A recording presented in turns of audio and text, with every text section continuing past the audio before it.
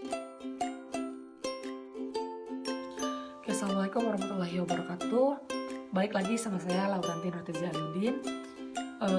Di sini seperti biasa saya akan sedikit menjelaskan atau memaparkan materi tentang perdarahan yang dalamnya ada jenis dan macam-macamnya. Lalu yang kedua ada shock. Jenisnya, tanda-tanda dan pertolongan. Saya akan menjelaskan tentang perdarahan. Nah, perdarahan adalah kondisi di mana seseorang kehilangan darah. Darah dapat ditemukan pada organ tubuh dan pembuluh darah. Apabila organ tubuh dan pembuluh darah itu mengalami kerusakan, darah dapat mengalir dengan bebas di dalam atau di luar tubuh. Nah, apabila darah mengalir di dalam tubuh, maka kondisi ini disebut sebagai pendarahan dalam. Nah, apabila darah mengalir melalui lubang pada kulit atau celah alami tubuh seperti rektrum, mulut, hidung, atau telinga, maka kondisi ini disebut sebagai pendarahan luar. Nah, adapun jenis-jenis pendarahan luar, yang pertama perdarahan arteri. Darah yang keluar dari pembuluh nadi akan menyumbat sesuai dengan denyut nadi. Dan perdarahan vena, darah yang keluar dari pembuluh darah vena akan mengalir. Lalu pendarahan kapiler. Nah, perdarahan ini berasal dari pembuluh kapiler, darah yang keluar akan merembes. Nah, adapun cara penanganan pada yang dapat diberikan, yang pertama itu letakkan kain tebal yang bersih dan steril pada sapu tangan, potongan handuk dan lembaran kain langsung pada area yang terluka. Kemudian tekan perlahan dengan telapak tangan Anda. Apabila tidak ada kain, gunakan tangan atau jari untuk menekan. Lalu yang kedua, teruskan menekan dengan tekanan konstan atau tidak berubah-ubah. Yang ketiga, jangan melepaskan kain yang digunakan untuk menekan luka.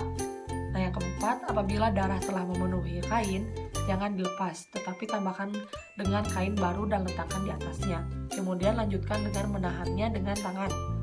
Lalu, apabila pendarahan terhenti atau berkurang, gunakan perban untuk diikatkan pada kain penutup luka.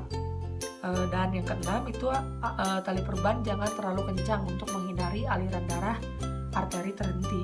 Dan yang terakhir, usahakan luka pada posisi atas organ jantung. Seperti itu.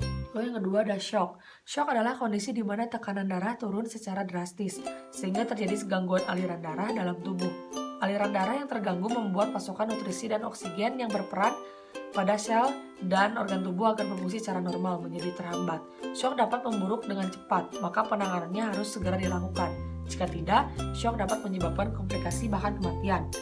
Penyebab shock dapat berbeda-beda.